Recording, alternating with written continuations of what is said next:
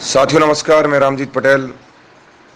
आज आपको स्पष्ट कर दूं उन लोगों के लिए जो कानून को नहीं जानते हैं। आपको ध्यान होना चाहिए, जो परमिशन परमिशन की बात कर रहे हैं, क्या 76 दिन की किसी को परमिशन मिलती है? वो आपके संगठन की ताकत थी और आप सबकी ताकत थी। कोरोना काल में एक दिन की भी परमिशन हमें नहीं मिली थी, सिर्फ हमने सूचना दी थी। फिर भी 76 दिन महापड़ाव डाला।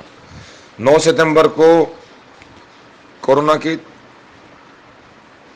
तीसरी लहर थी, खतरनाक। कोई परमिशन नहीं थी, फिर भी हमने पूरे दिन महापड़ाव रखा।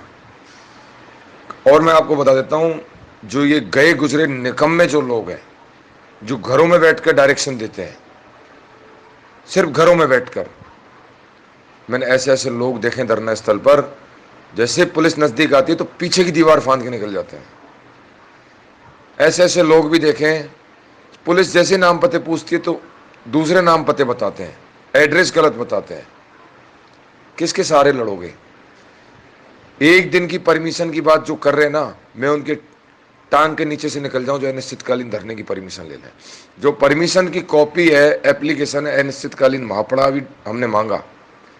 2016 में राजस्थान हाईकोर्ट का एक रूल्स आया था, उसको पढ़ लेना अगर किसी के पास में कोई आसपास में वकील हो या कोई ज्ञानी हो कानून का, या पुलिस विभाग में उनकी अच्छी पकड़ हो। राजस्थान हाईकोर्ट का एक रूल आया था कि संध्या ढलते ही कोई आंदोलन महापड़ाव नहीं होगा। यानी कि एक दिन की परमिशन मिलती है, रात को कोई धरना प्रदर्शन नहीं होते हैं। लेकिन वो सब तय होता है संख्या होने पर।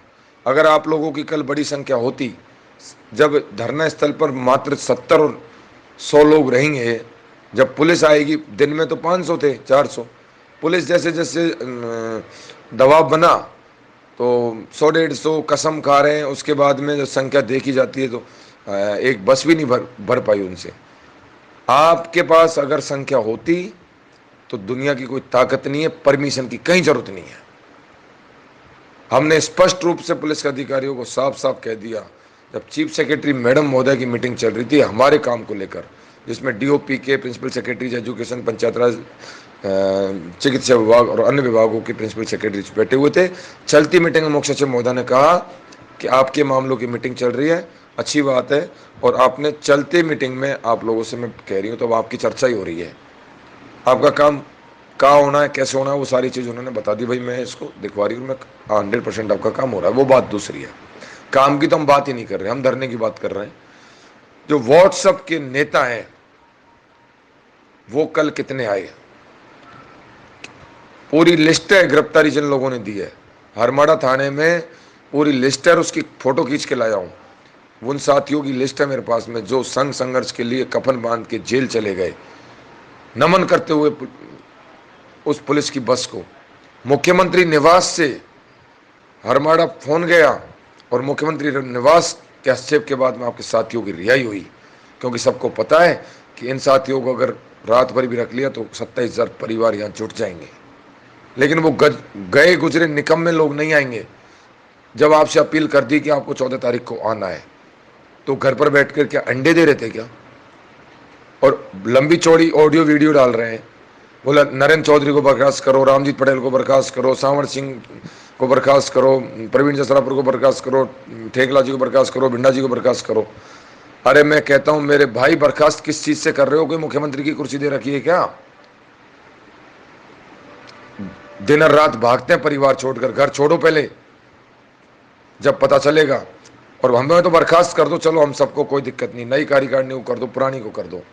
5 साल तो सचिवालय में पास कैसे बढ़ते हैं वो सीखने में लग जाएगा। कभी यहाँ धरातल पा के काम करो। ज्ञान बांटना बहुत अच्छी चीज़ है।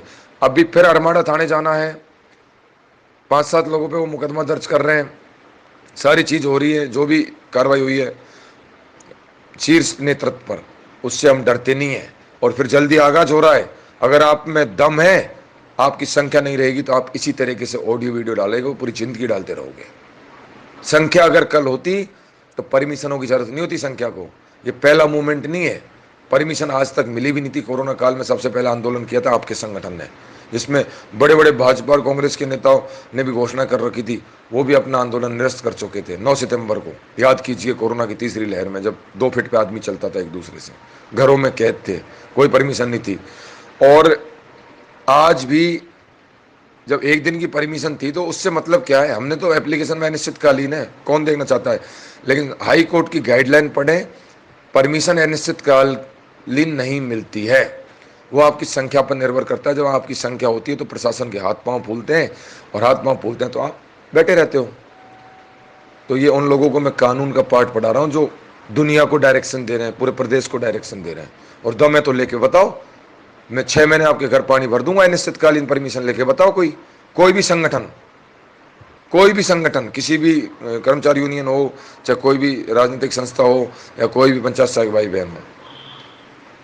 इसलिए धैर्य रखें, सरकार कहाँ काम कर रही है, टीम पूरी लगी हुई है, सचिवालय में सब जगह जाएगी, सारी गतिविधि देख रही है, काम का पूरा पता है। और आप सबको खुशखबरी जल्दी मिलने वाली है, उस तारीख का भी पता है, लेकिन उसको हम आउट नहीं करेंगे, क्योंकि हमने एक बार ड्राफ्ट आउट हो गया, उसके बाद में हमने बहुत सारा जहर पीना सीख लिया है।